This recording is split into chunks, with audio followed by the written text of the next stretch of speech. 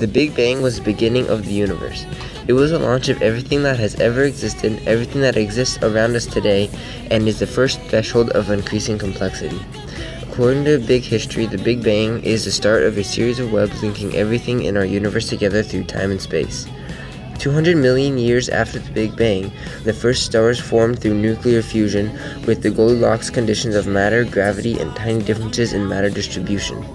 This is the second threshold of increasing complexity.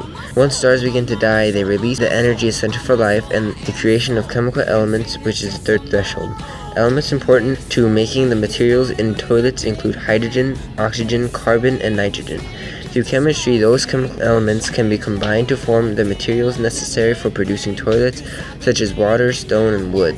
These chemicals were also responsible for forming the solar system and our Earth through a process known as accretion. Accretion is a process by which planets form from the excess material from a forming star.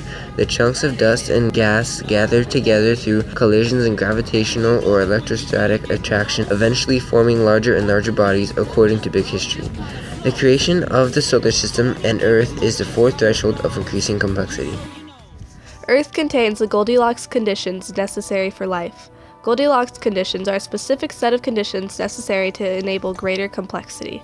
This is a reference to the fairy tale Goldilocks and the Three Bears, when Goldilocks looks for the porridge and bed that are just right.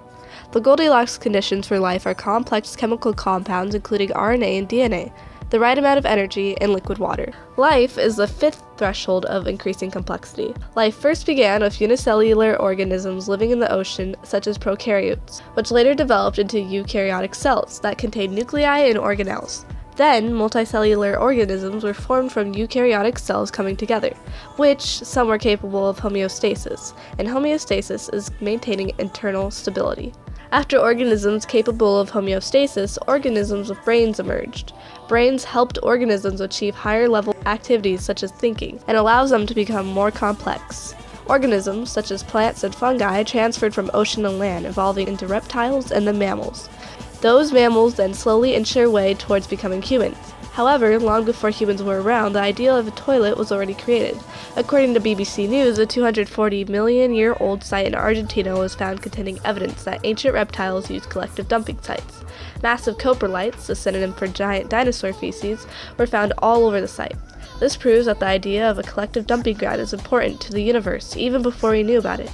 The dinosaurs that used this site were large herd animals that strategically defecated in one area to avoid parasites. After humans developed, the first toilets were simple holes in the ground.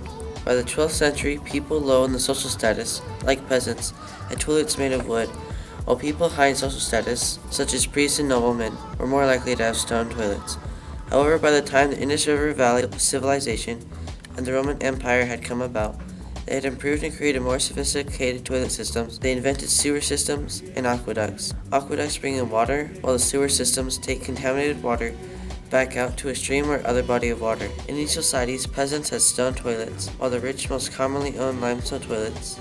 Most of these toilets were holes with spiral towers that dropped excrement into cesspools and moats. However, much more elaborate toilet systems were in existence early on. The Christchurch Monastery of 1167 contained an intricate sewage system that separated running water, rain drainage, and solid waste. What exactly makes humans so different from other species?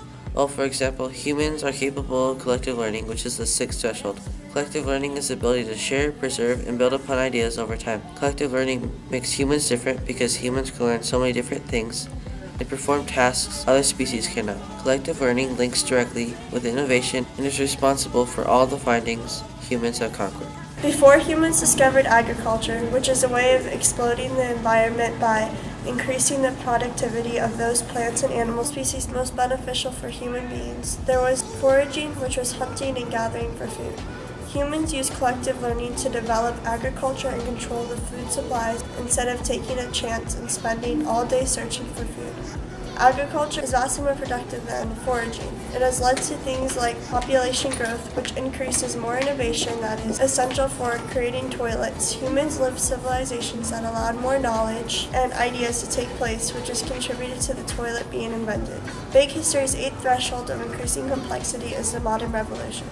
This revolutionary transformation formation began around 1500 and is ushered in the modern era of human history.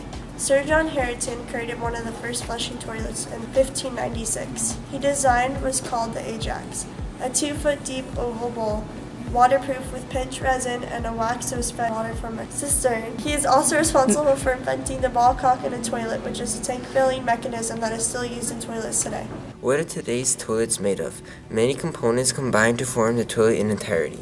Toilet bowls and tanks are made out of vitreous china, which is made of ball clay, china clay, silica, and a fluxing agent. Then the vitreous china is liquefied into a slurry slit. Plastic toilet seats are made from polystyrene, which is a type of thermoplastic. However, most toilet seats are crafted from wood and plastic, typically maple, birch, melamine, and zinc stearate. Then the tank fixtures are made out of a stainless steel or copper. Lastly, the joints connecting the toilet seat to the bowl are most commonly a rubber-like plastic. The nice thing about using these materials is that clay can be recycled as long as it hasn't been baked, so wasting materials in the process is slim to none. When comparing the first flush toilet created by Sir John Hareton, his bowl was waterproof with pitch, resin, and wax, and each flush used about 7.5 gallons of water. Although toilets may sound simple to make and not very scarce, many people in the world are without them. Around 2.6 billion people worldwide live without a toilet. They relieve themselves in latrines, rivers, buckets, or behind the next bush, and risk their health. Diarrheal diseases and cholera can quickly cause death. Luckily, the Gates Foundation, founded by Bill Gates and Melinda Gates, works to use advanced technology and science to save lives in underdeveloped countries. They do many things to help, such as work involving sanitation. For example, they work to help stop enteric and diarrheal diseases by creating toilets that turn contaminated water into drinking water.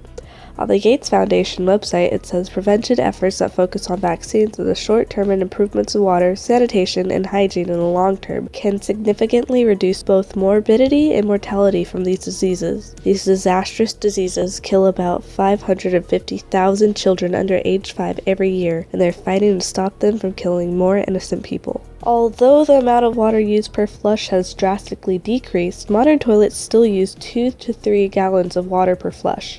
So, is this the end of innovation for toilets? Scientists at NTU created a toilet that turns human waste into fertilizer and electricity. In an article by Nanyang Technological University, it explains what exactly the toilet is. Dubbed the no-mix vacuum toilet, it has 2 chambers that separate the liquid and solid waste. Using vacuum suction technology, such as those used in aircraft lavatories, flushing liquids would now only take 0.2 liters of water, while flushing solids require just 1 liter. Normal toilets take 4 to 6 liters of water per flush. If the no-mix is installed in public restrooms and is flushed 100 times a day, it could save 160,000 liters annually. This toilet can reduce the amount of water required for flushing up to 90%. The no-mix toilet will divert the liquid waste to a processing facility where components used for fertilizers such as nitrogen, phosphorus, and potassium can be recovered.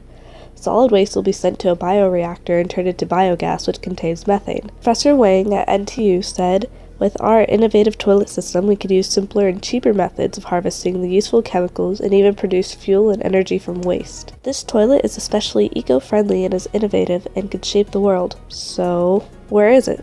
According to an article written by Leslie E. Ogden, it states that a 6.5-liter flush toilet consumes around 12,000 liters per person per year, assuming it is 5 flushes per day, and the no-mix can solve that issue. However, the unfortunate part is the company that created no-mix toilets stopped making them because they believed it was commercially too much of a risk. So, the question still remains, is this the end of all innovation in regards to the toilet?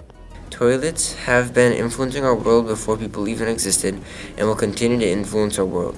The story of toilets started 13.8 billion years ago with the Big Bang and has stretched through creation of our planets, early life on Earth, to modern sewage systems and shines into the future.